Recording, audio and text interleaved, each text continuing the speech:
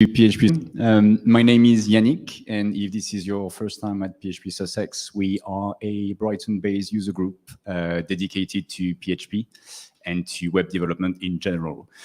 We gather once a month, usually on the second Wednesday of the month. In a minute, I will be joined by tonight's speaker. Her name is Naomi Gotts, and she is a senior software engineer at a company called Tilo, which I believe is part of the Silicon Brighton network, actually. And Naomi is also a regular speaker at local meetups and conferences. And tonight she's going to tell us about test-driven development, and she's going to help us explain it to a non-technical audience, which I'm sure is going to be useful for a technical audience as well. But before we do that, so first a little reminder, another one. Yeah, so the event is being recorded. So if you do not want to be filmed, just let me know, or Steve over there, or even Charlie over here. And then before we get started, Steve is going to tell us a few words about Silicon Brighton, who support this meetup, as well as many others in the area. Thank you, Yannick. Hi, everyone. Great to see you here, and welcome to Runway East, new venue for us. Want to tell you a little bit about Runway East, actually. So there's a new space. It's opened up. I think there's quite a lot of availability still, isn't there? So if anyone's interested in getting a tour or anything, then have a chat with Viva. Sorry, I'll get that right soon. Viva afterwards. So Silicon Brighton, for the last 4 years, we've been providing support to help drive the local digital scene.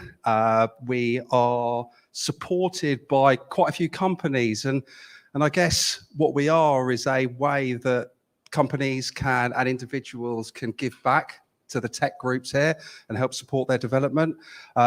Massive thanks, especially to Tilo for their support. They've been with us from the very start.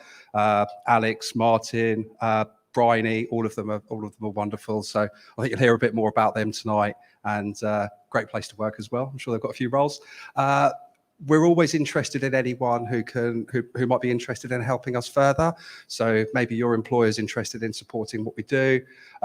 We look after about 25 groups across Brighton. If you head to siliconbrighton.com, you can see all the other events that we've got going on. And yeah, just thanks so much for coming along and supporting us and supporting each other. Thank you.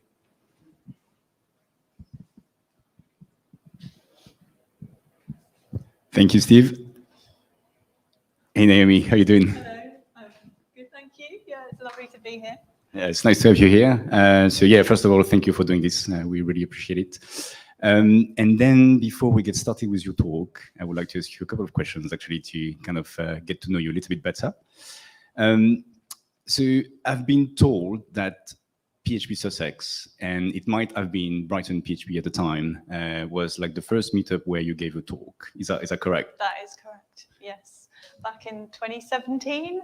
2017, yeah, okay. It was Brighton PHP at the time, the student rooms. Yeah, it was. Do you remember what it was about? It was about personal projects, okay. And how they're really powerful in terms of like finding your way as a developer, particularly as a new developer, and how I kind of got into the space, which is not per se the kind of regular route that you might think of people taking to find their way into software development. So yeah, no, I think it makes a lot of sense. I think it would probably work nowadays still as a talk. Very well. And then and you went on and you gave many more talks to many more meetups. Do you have a rough idea of how many you've done so far? It's funny, really, because in all honesty, I haven't actually done that many. Okay. Funny enough, the last in-person event I did before COVID times and lockdown was actually at PHP Sussex, where I spoke about PHP Spec, the testing framework. And then during the lockdown period, I ended up giving that talk again to a couple of other user groups. Then when I joined Tilo, as you're here tonight, we did an internal tech conference, which again allowed me to kind of do some speaking. And then PHP UK. Right, so yeah, it's been a bit of a whirlwind in terms of my speaking career, but Now I'm back here, which I'm happy about to be super back. Nice, super happy as well. Actually, so I attended PHP UK earlier this year, and so you gave the opening keynote there, which I thought was fantastic. Thank you. I mean, I've been sharing it on Twitter and on Meetup, but it's also a talk that refers to your earlier career as a geographer. Yeah, that's right. Yeah. So, just to explain briefly, so it's a talk that draws some parallels between like the physical environment we inhabit, like a city, and the way we build software. Yeah, that's right. Yeah. And I mean, like I've put the link to the talk in the Meetup's description, and I really invite everyone to look it up because it's really, really good. I don't know if you want to say anything about that, or if I should just leave that as a teaser. But like I said, my route into this space was not perhaps sort of the obvious one. I did do a geography degree and then wonder what on earth I was going to do next. And I did discover PHP during that time where I was thinking, I don't really want to punch holes in pieces of paper and file all of these reports into filing cabinets. This doesn't seem particularly fulfilling. So I discovered development and went from there and found myself here some X number of years later. It's amazing and very inspirational. Like, I don't know, maybe we'll give some ideas to some people here tonight. So basically, if you give a talk at PHP Sussex, next thing you know, you could be headlining a big conference. just saying. It's super cool. Thank you for sharing a little bit of your journey with us. I'm going to let you get on with your talk now. So without any further ado, please welcome Naomi for a talk. What is TDD and why should I care? How to explain TDD to a non-technical audience.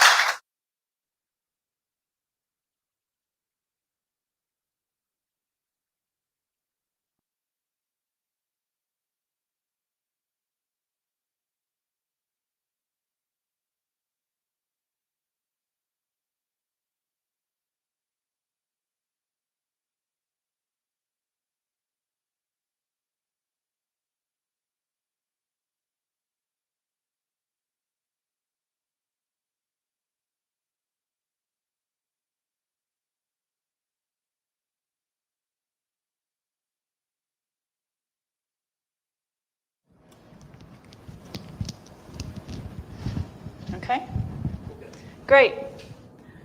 Hello, everyone. I'm Naomi. I'm a senior software engineer at Tillo, as has already been said. I've been working with PHP continuously now for, here's the X number, 17 years. And so this tonight is very much my community. I still love coding and also helping other people to learn. So to get started tonight, I thought I would ask you all a question. Now, you don't need to answer this out loud, just have a think about it. What brought you here tonight? And by this, no, I don't mean the bus or the train or your bike or a magic carpet. I mean, how did you wind up here? What career paths did you take or maybe are about to take that have brought you to PHP Sussex tonight? And when you've had a think about that for a little moment, ask yourself this very simple question. Why? Why did you choose the paths you chose? Why did you get on that train or bus or bike or magic carpet and come here to PHP Sussex tonight? And if you don't get a satisfactory answer the first time, keep on asking why until you reach a root cause. By the way, I love hearing about people's paths into this space because they are often so varied. So hold on to that story and I'll happily listen to it later. But for now, I'm going to tell you my why. And as I'll hazard a guess, that this is a room full of people who are or have been or maybe want to become software developers. I'll assume that you may potentially resonate with my reason for why we do what we do. Because we love it. Yes, of course, I'll also acknowledge that there are other reasons why we do what we do. This one is also quite high up there, but I'm going to come back to this one. And yes, as you've also likely experienced, it can be a bit of a love-hate relationship. I'm sure we've all had those days where all you want to do is to throw that computer out of the window and never see it again. But somehow, something always draws us back in. We get a kick of being able to solve complex problems using creative application of logic. And out of this comes the observation that because we love it, we care about doing it well.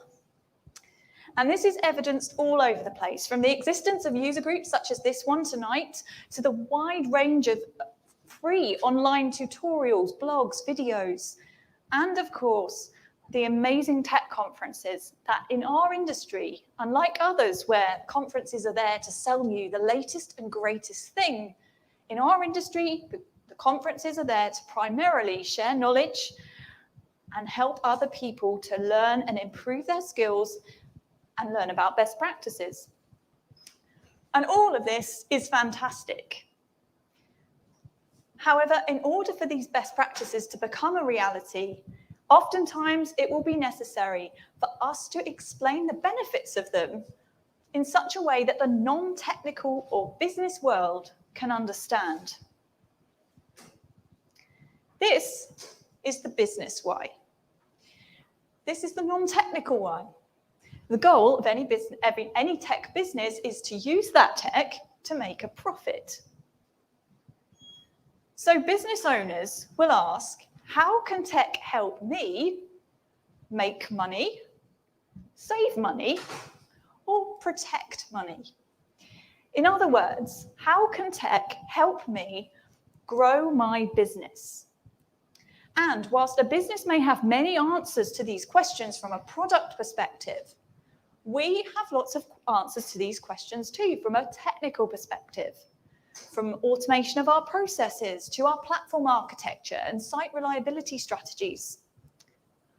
Following best practices keeps us happy as it helps satisfy our developer why. And gathering business support for this is vital, not only for us, but also the business, in terms of them saving and protecting money that may otherwise be needed for future recruitment costs. And if we want to gather business support for our technical best practices, well, guess what? We are going to need to talk about them. Because we care, we need to be able to explain best practices in a non-technical way. And this is precisely what I and a group of colleagues were challenged with in a major way at the end of last year when we put on Tillo's first ever internal tech conference. What started as planning an internal tech conference for the engineering team ultimately became what you see here, an internal tech conference for the entire company, more than 50% of which hold non-technical roles. So the event, of course, presented us with some quite major challenges in terms of talk content and presentation style. But it also presented an amazing opportunity for us to build understanding, support, and buy-in for various technical best practices. It was all about communication and finding an effective way to convey our topics to our audience, just as in the words of the pragmatic programmer.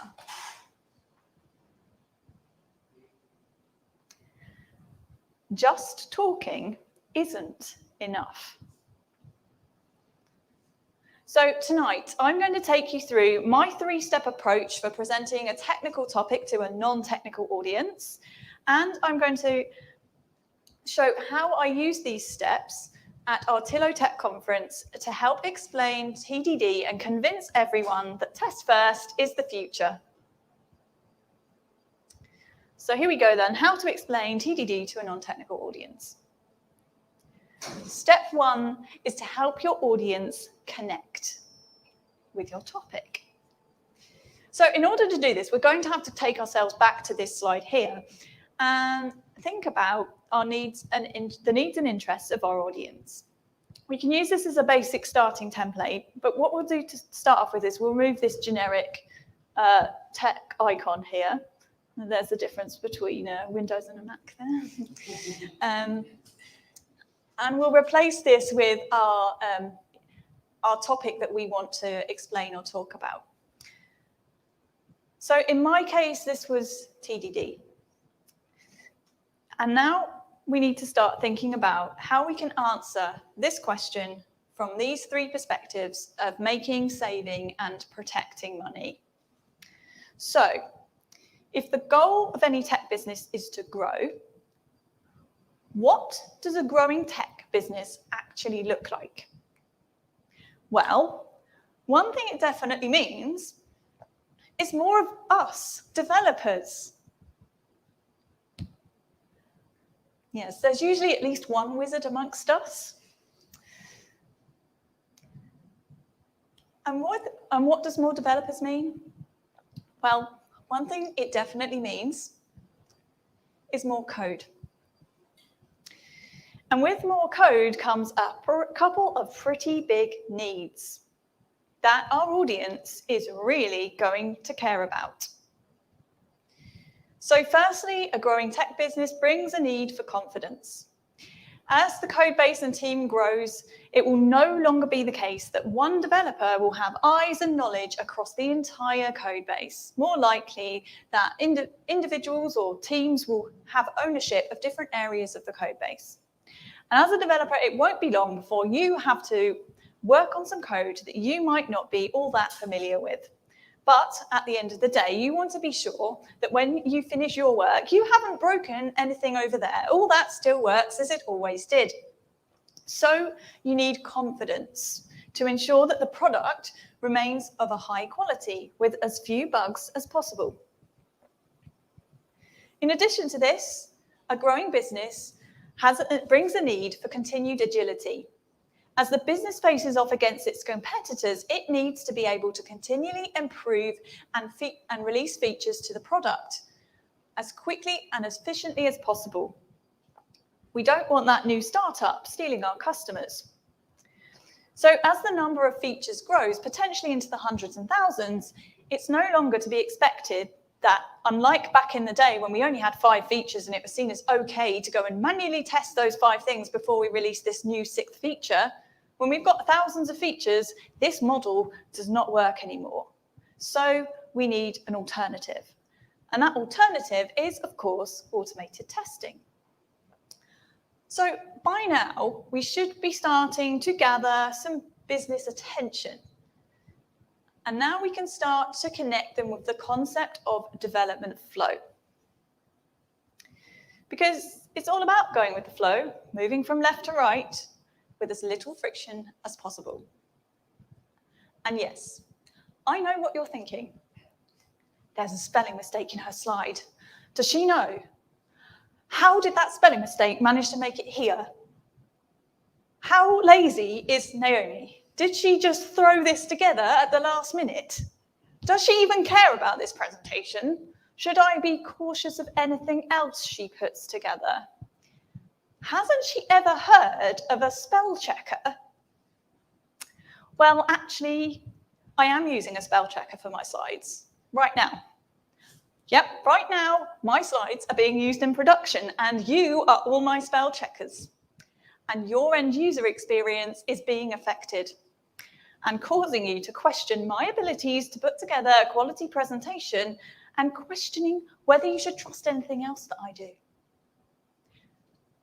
But oh, you mean this spell checker, that little inbuilt tool that checks me as I go, the tool that will save me time and vastly reduce the need for human spell checking, the tool that will ensure quality in my end product, the tool that will give end users confidence in my end product, and most importantly, the tool that will save me the embarrassment of having a spelling mistake in my slides. That's better. And now that we're starting to connect our audience with one of the key concepts that test-driven development helps us with, flow, by using something that they will likely be familiar with, the assistance of an automated spell checker. And we can now take this opportunity to draw the important comparison with software development. Because just as document authors, you may use a dictionary of words to check your documents against, as software developers, we can use a suite of automated tests to check our code against. Instead of a checklist of words, however, it's more like a checklist of features. Once each item on the list has been checked off, we can be more confident that our code is ready for production. So with this in mind, let's now take a moment to look at the difference between what good development flow looks like and what bad development flow looks like. And we'll start with what bad development flow looks like. We start by writing some code, which we then release to production. But, oh no, we've got an unhappy customer. There's a bug in our code. What are we going to do now? Well, we'll have to look after that unhappy customer, but we'll also have to send a request back upstream to fix the bug. And this will obviously get in the way of anything coming downstream. So if this is what bad development flow looks like, let's contrast this with what good development flow looks like. Once again, we start by writing some code. But this time, we catch and fix any inadvertent errors during the development phase. We then release our code to production, and at the end of the day, we have a happy customer and a quality product. This quote really hammers home the key business message with regards to development flow. Fail fast and cheap, fail often, and fail in a way that doesn't kill you. And so coming back to our question about how TDD can help make, save, and protect money, we can highlight in the same way as an automated spell checker can assist us in failing fast, so can a suite of automated tests to ensure a faster flow, fewer bugs, and happier customers. Oh, and as a side effect, happier developers as well, saving them important money on recruitment costs. So we've now connected with our audience about why we need automated testing in the context of a growing business. But it's now time to help them engage with the topic by demonstrating how TDD helps improve the development flow. Now, when I was first prepping this talk for Tillotech, it was only going to be for the engineering team. So I had grand plans of a live code demo at this point, but this quickly had to be scrapped when we extended the invite to the entire company. And a whole new interactive concept was devised.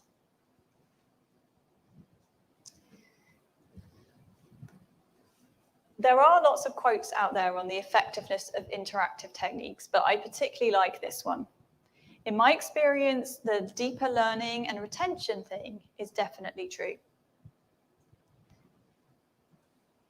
And this was my inspiration. A talk given by this guy, Henrik Nyberg, back in 2017. You may have heard of him. He's famous for a couple of YouTube videos about agile software development and coming up with the now infamous Spotify model.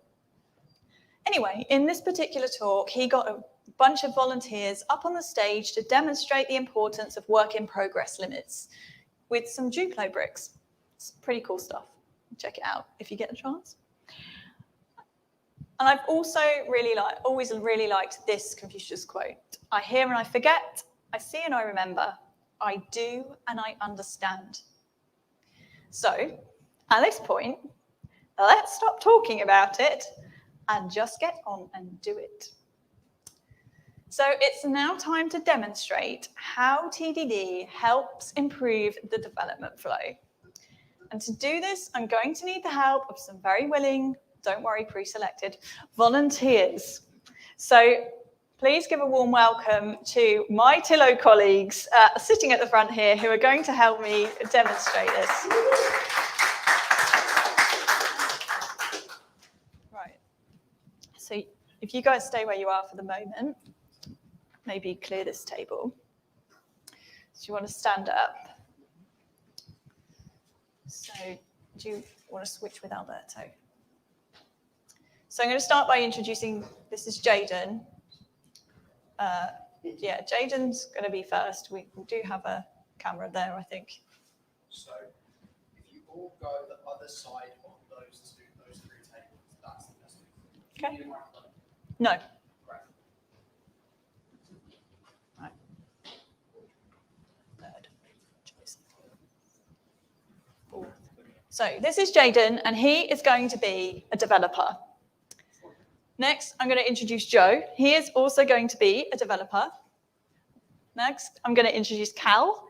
Now, Cal has got a very important job because he's going to channel his inner Wizard of Oz and become a vending machine. And finally, this is Alberto, and Alberto is going to become our very important end user. And before we get started, the last thing I need to do is introduce you to our vending machine. Oh, okay. Don't press the wrong button on the clicker. So we've got our framework. We've bolted on our front end. And now all that's needed to be done is we need to complete the back-end code. So to do this, I'm going to need the help of Jaden, our first developer. So Jaden, if you'd like to come round this side where you've got these. So we've got this code pre-written here. It says, if button equals 1, then it's this. If button equals 2, then it's this. And if button equals 3, then it's this. So Jaden, if you'd like to complete the back-end code for our vending machine, please, by completing it by putting the baskets into the relevant sections of the back-end code. No.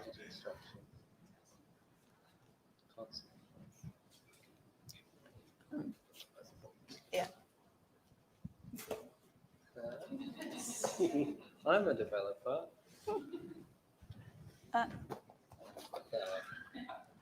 Oh, it's like we didn't even practice this, isn't it? Right, Jaden, are you happy with your work? You finished? Yes. Great. Thank you very much. We're now ready to put our vending machine live to our public. So, vending machine, please pull up a chair, and you are up. And Alberto, if you'd like to come round. And would you like to choose 1, 2, or 3 from our vending machine? 2. Number 2.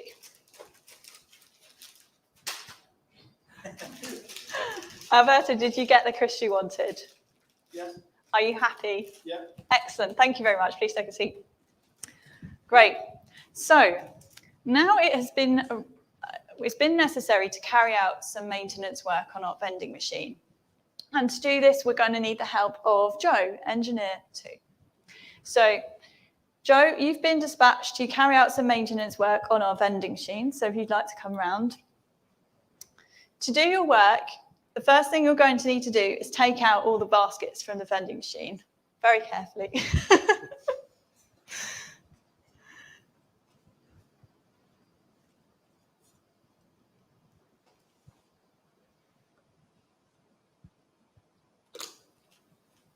Right.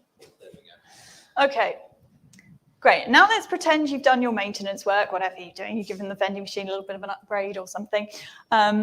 And now you've finished that work. So now just all you need to do is put the vending machine back together and be on your way. So if you'd like to put the vending machine back together again.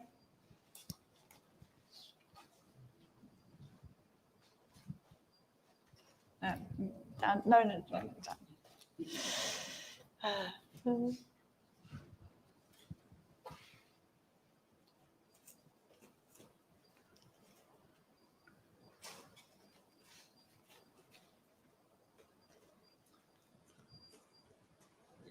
Great. Thank you very much, Joe. You've done your work, or you can be on your way now. We'll put our vending machine back live again. So, Alberto, it's your turn again to come along and please use our vending machine, 1, 2, or 3. 2 again, please. Number 2. Did you get the crisp you wanted? No, I didn't. No. Are you happy? No. Oh dear. Oh dear, we have an unhappy customer who's undoubtedly now going to go off to get on those social networks and tell everyone how our vending machine is terrible and how no one should ever use it ever again. So off you go to do that. Please don't actually do that in real life. And now what we're going to do? Well, we're going to have to dispatch a developer to come and fix the problem. So Jaden, you've been dispatched to come and fix up our vending machine, please. So here you go. And of course, this is going to result in some downtime of our vending machine whilst all this is going on.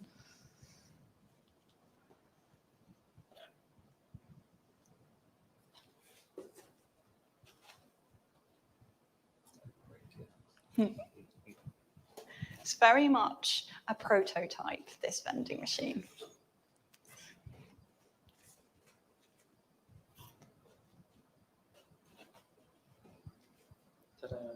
Great. Thank you very much, Jaden. We can now put our vending machine back live again.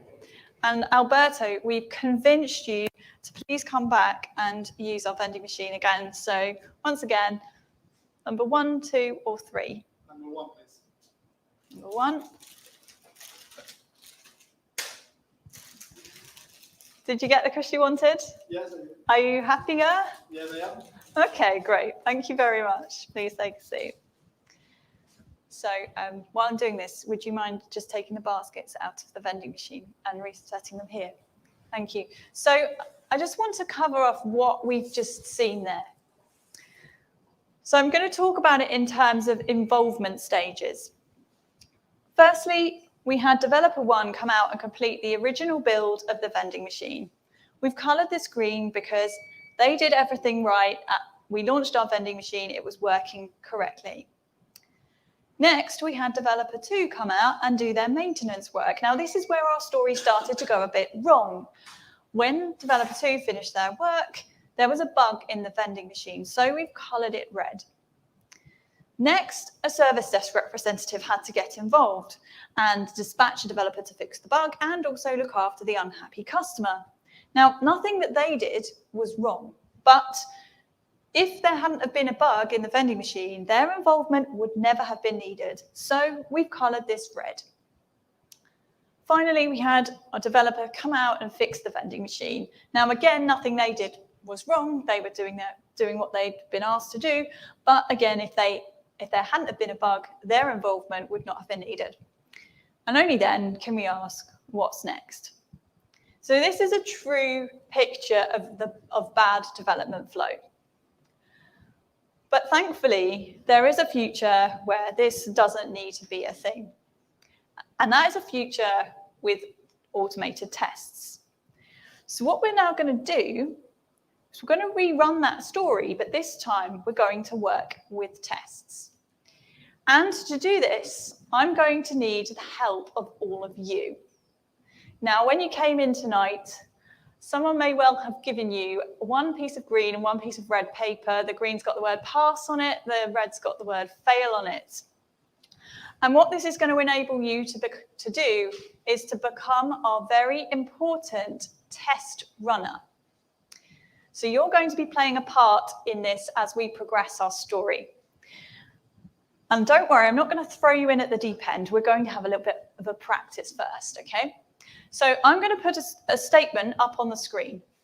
If it's true, hold up green. That's a passing test. If it's false, hold up red. That's a failing test. Okay, so here we go. Today is Monday. Great, good. And now today is Wednesday.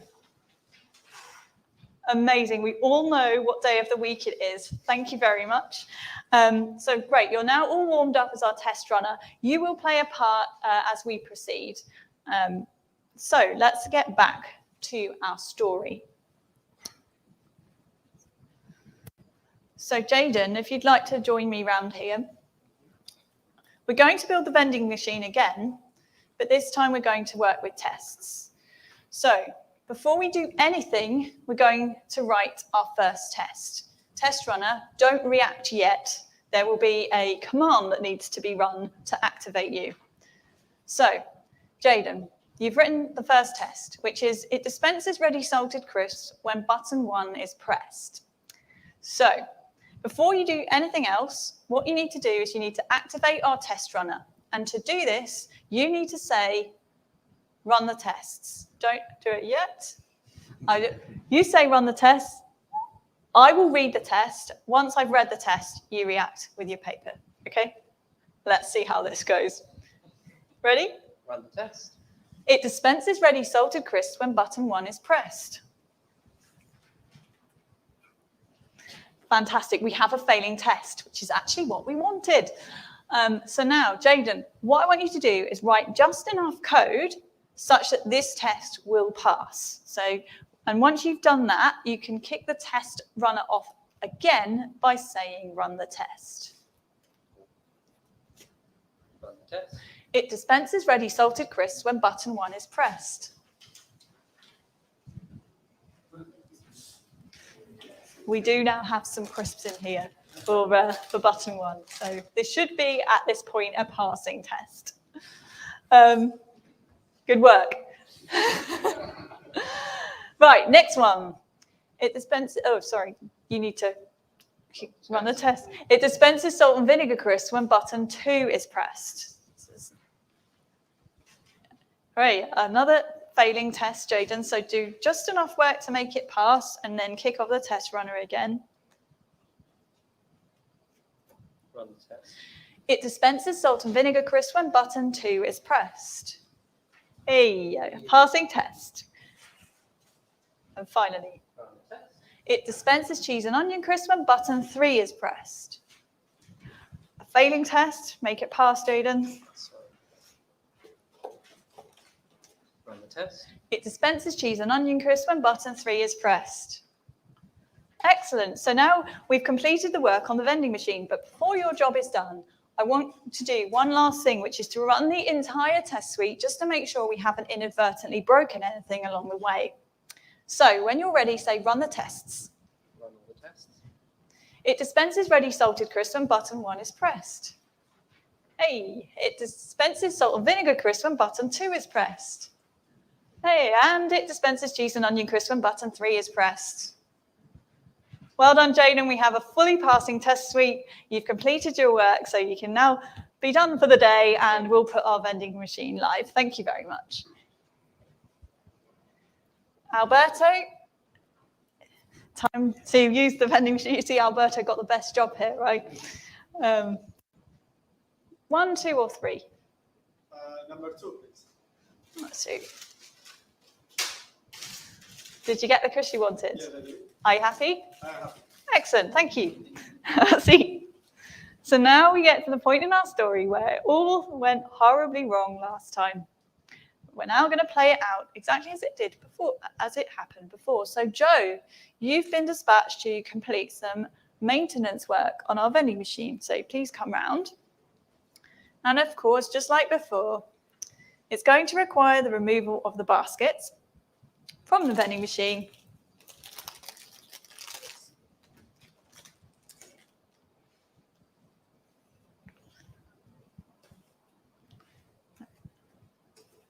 Okay, now we'll pretend you've done your maintenance work, upgrades, whatever, and now all you need to do is put the vending machine back together again.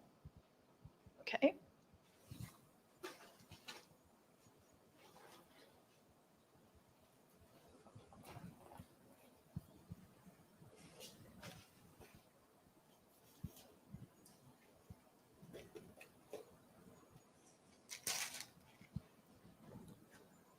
It's 5 o'clock on a Friday.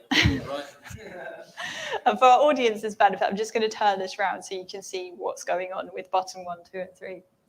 So Joe, are you happy with your work?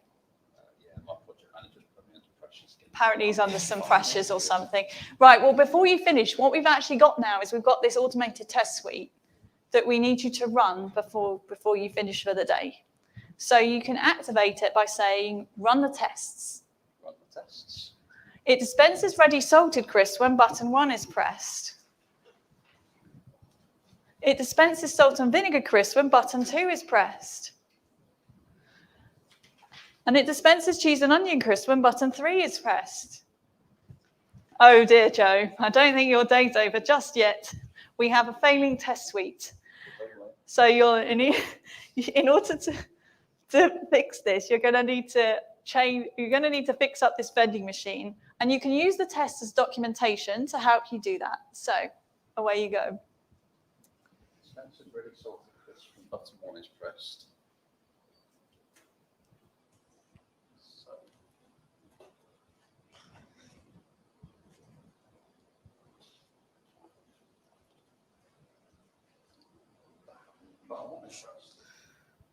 When button 2 is pressed. Yeah. Dispense salt and vinegar crisps.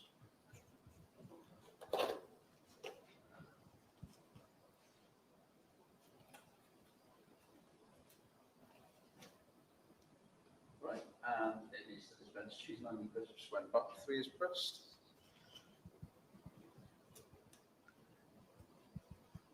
Okay, you happy? So what you need to do now is kick the test suite back off again by saying, Run the tests. it dispenses ready salted crisps when button 1 is pressed.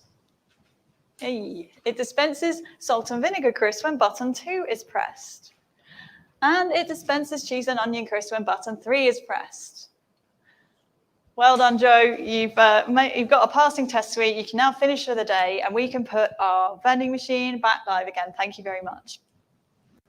Alberto, please come and use our vending machine, 1, 2, or 3. Number 2. 3, please. Oh. Very indecisive today. Did you get the crisp you wanted? Yes. Are you happy? Yes. Fantastic. Thank you very much. And at this point, I'd like to thank all my volunteers for their help with the demonstration and all of you for your assistance in being the amazing test runners. So thank you very much, and you can all take a seat now. Move this out of the way.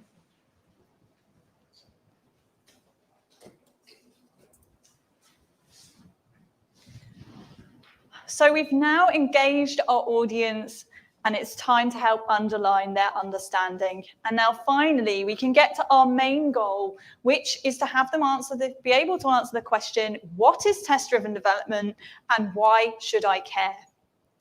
In answer to the first part of the question, we can tell our audience that what they've just done has a name.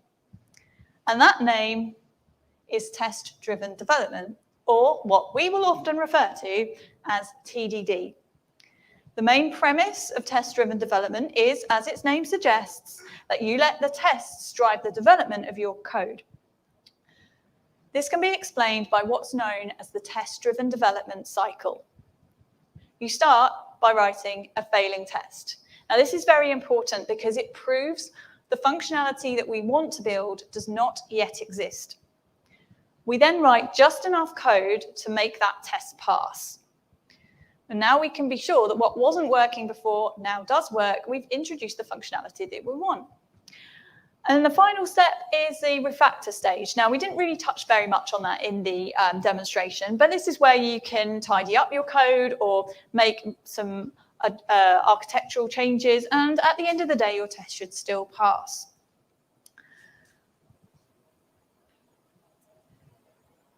And then we move on to writing the next test, as we did in the demonstration. So that's what TDD is. And now we can start underlining understandings about why they should care. To do that, let's start by going back to our involvement stages and thinking about how they were changed when we worked with tests.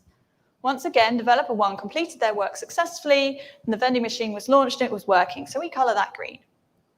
Then our second developer came out and did the maintenance work, after which time, having been able to use that safety net of our test suite, our vending machine was launched back to our public, working exactly as it was before. So once again, we color this green. And that's it. We can ask, what's next? So when we compare the two, working without tests and working with tests, we can see that we've reduced our involvement stages by 50%, and both of them are now green when working with tests. And this is our first why you should care moment. Understand that having an automated test suite results in greater efficiency, fewer defects, and happier customers. But now you may have to address the elephant in the room, because there may be some of your audience out there thinking it, and that is that TDD takes longer. Now, your audience may have observed that when working with tests, the development of the vending machine appeared to take a bit longer. And they may also have come into your talk with some preconceived ideas, negative ideas, about how working with tests makes things take longer. And I'll come back to that a bit later. But let's get into this a bit. What we've got here is a scales. On one side, working without tests, and on the other side, working with tests. We're going to think about our example again, and we're going to think about the involvement stages. So, for the initial developer input.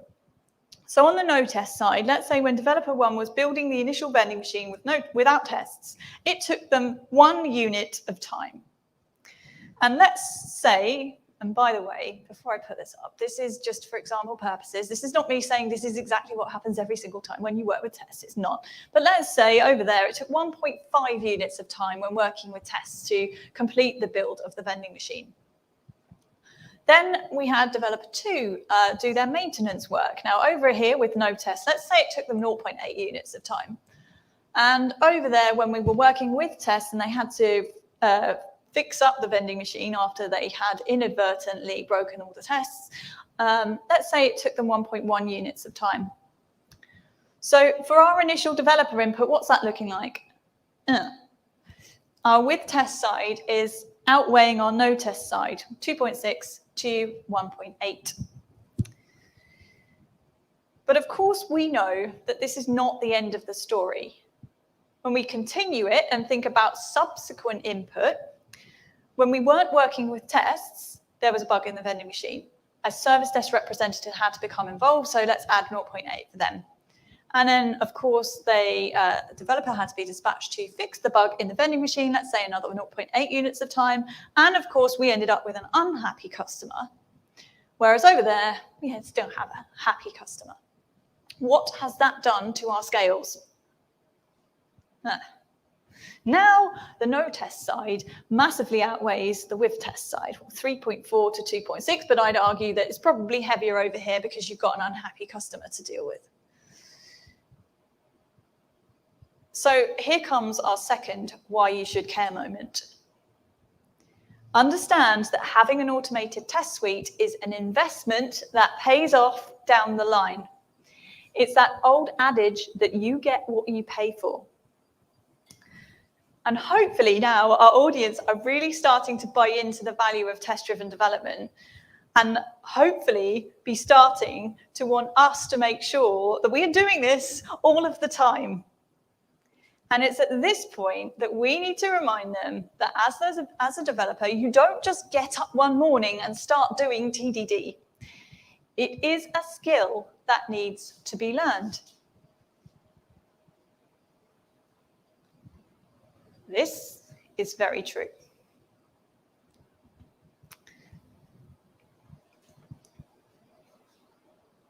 It's a skill development journey. One that starts over here, where you never write tests, leads to over there, where you're a test-driven development pro and working in that way all of the time. And along this journey, you will likely experience a range of emotions, more than likely in waves.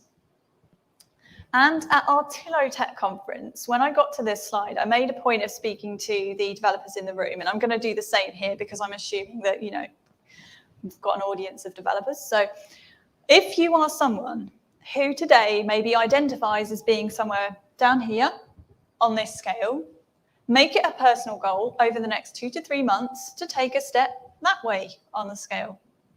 And if you are someone who today identifies with being towards that end of the scale, make it a personal goal over the next 2 to 3 months to help somebody who's down here take that next step. This is how we all make progress together. So how does this journey begin? Well, the journey usually begins by adding tests after writing code. Now, before I say anything else, doing this is better than not writing tests at all. However, let's take a look at what might then happen. Remember this is our vending machine. Let's pretend we've done the code. We haven't written any tests yet. What happens next? Well, we've got a conversation between a stakeholder and a developer. And of course, your audience should be identifying with which side of this conversation that they sit. So our stakeholder is going to ask a question. Is the vending machine ready yet? And the developer answers, the code is done, I just need to write the tests. Hands up, who's ever said or heard, the code is done, I just need to write the tests. Yes, as I expected, that's actually the majority of you. And I suspect the rest are lying. No. So the code is done, I just need to write the tests. And then what might then happen? Will it work if we launch it now? Yes. What might then happen? Well, one thing that might happen is that the tests never get written. It's really easy to fall into the trap of, oh, yeah, okay, yeah, it will work. I'll write the test a bit later then, and then never get round to writing the tests. Another thing that can happen is that tests start to take on a bit of a negative reputation because on both sides of the fence. So on the stakeholder side, they're like, what do you mean you've got to write tests? This is a test. They're holding up the release of this product. This is very inconvenient. And then on the developer side, you've got, what do you mean I've got to write tests as well? I've done the code and now you want me to write tests as well? That's twice the work. You're doubling my work effort. So it starts to feel like twice the work. Another thing that can happen is if you do get round to writing the test, you might find that it's difficult to do so. And this is because you've architectured your code in such a way that it makes it difficult to now make the tests pass. Which means you have to go backwards and forwards with re-architecturing, and it takes longer. And of course, there's the other thing. At the end of the day, you may just forget a scenario to write a test for, so you end up with less code coverage, which is the metric that tells us how much of our code is covered by tests. So if this is what adding tests after writing code looks like, let's have a think about what working tests first looks like. So let's just remind ourselves of what that actually looks like. So we write a test, it fails, we write just enough code to make it pass, and so on and so forth. So how does working in this way change this picture? Well, firstly, instead of tests never getting written, they always get written because no code gets written without tests. Secondly, instead of it feeling like twice as much work, it starts to feel like a single practice. You've done the code, it's backed by tests. And because you're writing tests first, a nice little side effect of this is that you will architect your code in such a way that it makes it easy to make the test pass. So ultimately, things become a little less difficult. And a little less backwards and forwards means it can actually take less time. And finally, because again, you're writing your tests before you write your code, you will end up with far greater code coverage at the end of the day. A much better place to be. And hopefully, our audience is now beginning to realize why caring about working test first is important. Because working test first ensures the highest quality and greatest flow efficiency. And that the only way to get here is to invest in the skill development journey of the developers. So hopefully we've now satisfied our goal, which was to enable our stakeholders to learn the answer to this question: what is TDD and why should I care? Our audience should now understand that TDD is a development practice where developers drive their code through tests, which then provide proof that the code is doing what it is expected to do. And they also understand why they should care. TDD helps developers produce better quality code, which means fewer bugs, which means happier customers, which means happier developers, and a faster development flow. And importantly, these understandings now lead to, in my opinion, the rightful belief that TDD is an investment worth making. So we've now completed the three-step framework. Reflecting on it, we first connected with our audience, thinking about what a growing business looks like, the need for confidence and agility, and the need for automated testing. We then made use of the spell checking example to introduce the concept of flow and the importance of failing fast when it comes to delivering a quality end product that will ensure happy customers. Next, we helped our audience to engage with TDD, with how TDD helps improve the development flow. Involving our audience allowed for a memorable learning opportunity with an interactive activity designed to increase learning and knowledge retention. And finally, we helped our audience understand our topic by underlining the key messages. For TDD, this was that TDD helps the developer flow, delivering value faster. TDD is an investment in quality, fewer bugs, and happier customers. And working in a test-first way provides the greatest quality and flow efficiency benefits. At the end of the day, it's all about communication and being able to do this effectively. Our stakeholder and our developer here have different whys. In order for us to be at our happiest, we need to satisfy our why and be in an environment where we feel supported and enabled to use best practices. But in order to get there, we need to be able to communicate effectively. This begins with listening to and understanding the business wants, and then being able to explain why a specific technical best practice will help achieve this. Very importantly, within the context of their why. The side effect being that if we do this well enough, it will satisfy our why too. And so I leave you with one of Stephen Covey's 7 habits of highly effective people. Seek first to understand, then to be understood. Don't just give them your story about this technical thing that you love and how you love it from a technical perspective. That's your perspective.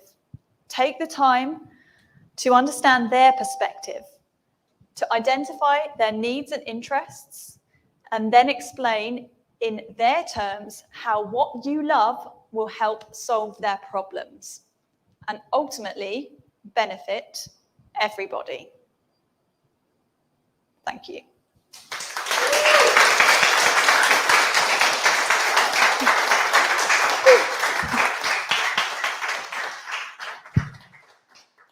Thanks, Naomi.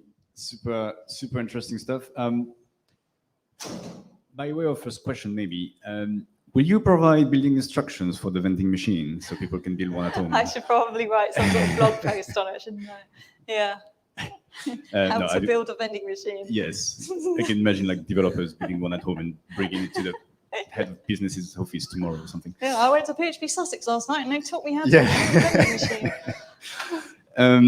I do have a proper question though. And I'm kind of wondering, would it almost make sense to kind of wait for a bug to happen in production to then use that as an example to then make the case for TDD? Because without it, I guess it's still a bit hypothetical when you're trying to explain why it's useful, right? Whereas if you do have a bug in production, and you can use it, as an example, I guess. I guess when things are running smoothly in production, no one ever notices or is concerned about it, right? Yeah. So I take your point. I'm not sure about, actively waiting for something to go wrong to say, well, I told you we needed test-driven development. I kind of fall on the proactive side when it comes to that, in terms of we ideally should be practicing our craft in a way that prevents bugs from occurring. However, I take your point in terms of getting the business to realize that actually, this thing's gone wrong. Therefore, actually, if we invest in test coverage, then maybe this won't happen again in the future. And I think you probably got a point in the sense that usually it takes something randomly, isn't it? But usually it takes something to go wrong for someone to go, maybe we need to do something about preventing this from happening. So yes, that can be a way of opening a business side's eyes to, what we can do to prevent things from going wrong. However, I would always advocate for prevention in the first instance. I guess maybe as a last resort, if the people have not been receptive before, maybe it would be. I mean, you could also potentially see if you do have tests, there may be occasion where. See, the thing is that the failures when you're working with tests tend to happen in the development phase, and you go, if I hadn't have been writing tests, that could have got through, that would have slipped through the net and become a bug. So again, your business isn't so sort of seeing that. So proving how, having this test suite has actually enabled us to stop having the number of bugs that were present before, I guess, potentially kind of keep a track on bugs. But I see your point.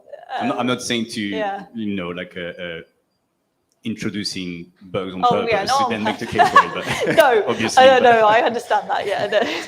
All right. Yes, not advisable. No. Does anyone have a question? I'm going to bring the microphone over.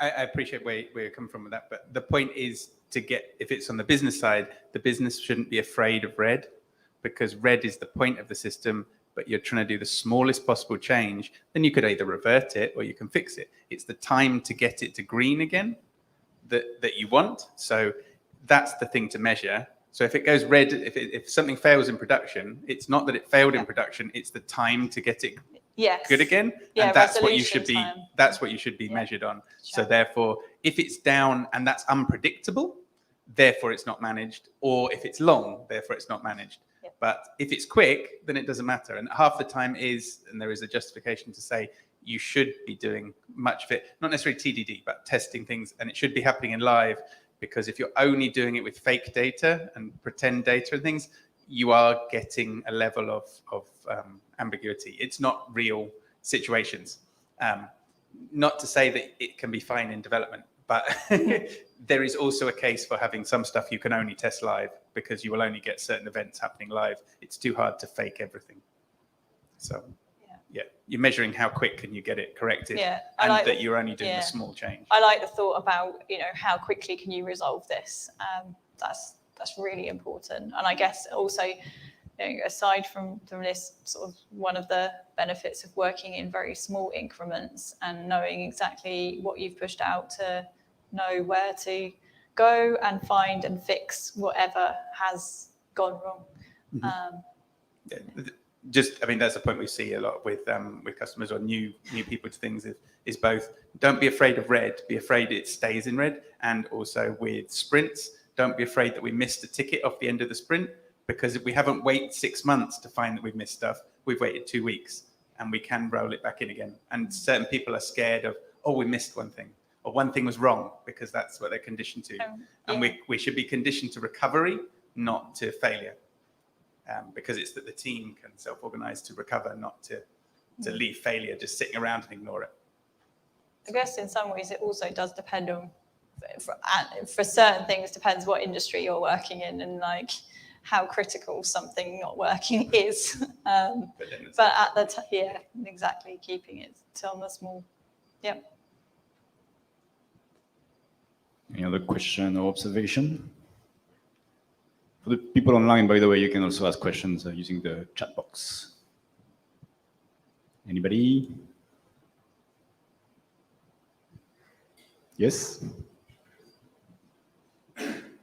If you are maybe in an organization where the people you're trying to convince aren't quite so positive towards you, could you end up in a situation where by having this conversation, you make them just think, well, why are the developers writing so many bugs? Can't they just do it right the first time? How do you get around that problem? Who's saying why are the developers writing so many bugs?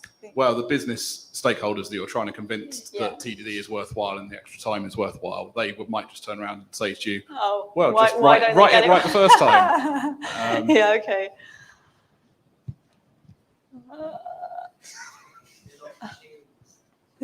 Yeah, we are human beings with flaws, right? Well, then you wait, as you say, wait for the bug to happen in production and prove your point. Yeah, back to that again. I mean, it's not just about us needing to be, expectations of perfection, I think, are very misplaced at any given point in proceedings. You've got to take a realistic view on life in the fact that, so-and-so who's been working on this project all week has suddenly got sick and can't come in today or can't come in for a week. So we need someone else to pick up on that project. Oh, well, so-and-so's not here anymore. And all the thoughts about how they were going to build this perfect thing is in their heads. And I haven't got anything to pick up on, anything to go by. Whereas if that person comes in and, there's like half a test suite written here, so I can see where that thought process was going. Oh, okay, I see what they're doing here. I can pick up from here. So I think the idea of perfectionism is extremely misplaced, and that a real world with real teams and real people that have human experiences, whether that's a bad day or having to take some time off, the expectation of perfection is not a particularly good one to sort of see, I think. Yeah, that's great. And just, if I may just ask another one, if we've got time. I've been in this situation with the team that I'm working with at the moment, trying to encourage testing, and that they are receptive to it, which is great. But as you say, it is a skill to be learned. TDD isn't something that happens overnight. I ended up at one point trying to convince them to, at the very least, stub the tests as they go through their sort of flow of working out the problem, on the basis of it gives that context for someone later on, even if they don't quite, maybe they do end up getting pulled off to a different project.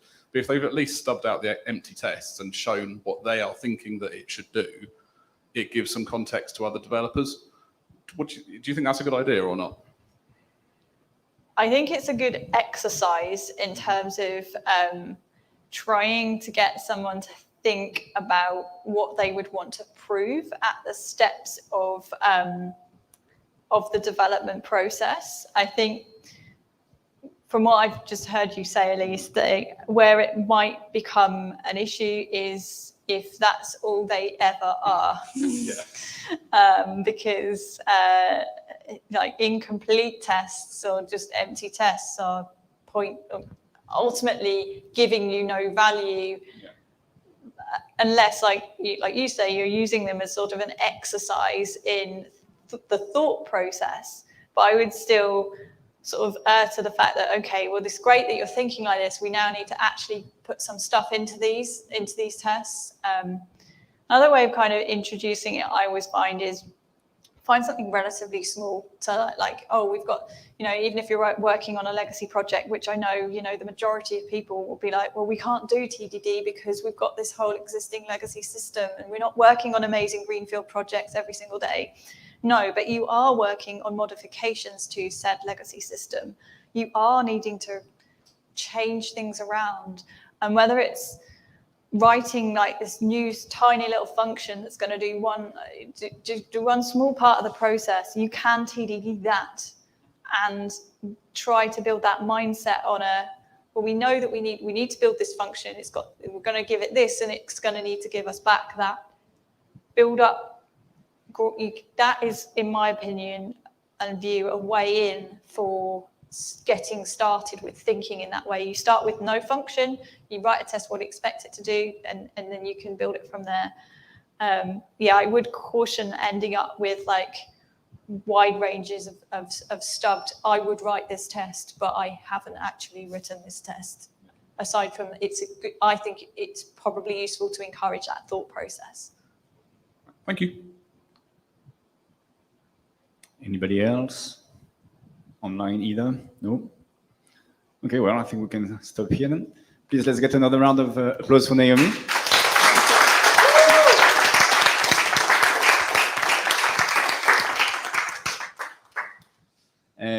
Yeah, I've got a few things to tell you before we wrap this up. Upcoming events in the Silicon Brighton network, so you can scan the QR code over there to get more information. Async tomorrow is right here, I think. Yeah. I'm not sure what the topic is, but then again, you can scan the QR code to know about it. Brighton Kotlin and Brighton Cloud. Yeah, not much to say about those, but yeah, go for it. Is there anything else? Oh yeah, so we already have the date for the next meetup. So second Wednesday of October. It's Chris Miller, actually, is coming back. He gave a talk in February, I think, remote, but this time it's going to be in person. So yeah, should be a good one. I think maybe the Slack. Yeah, that's the one. So yeah, you can join the Slack. So it's a Slack workspace which is run by Silicon Brighton, but we've got a PHP Sussex channel as well. So you're all welcome to join it and have a little chat. And I think that's it. Is it? Yeah, I think that's it. So yeah, thank you very much, everybody, for coming. And thanks to Silicon Brighton. Thanks to Runway East for having us and for the pizzas. You are welcome to stay for a little bit longer if you want. There is a bit of cold pizza left and some drinks over there. And if not, well, yeah, thanks again for coming and take care and see you soon.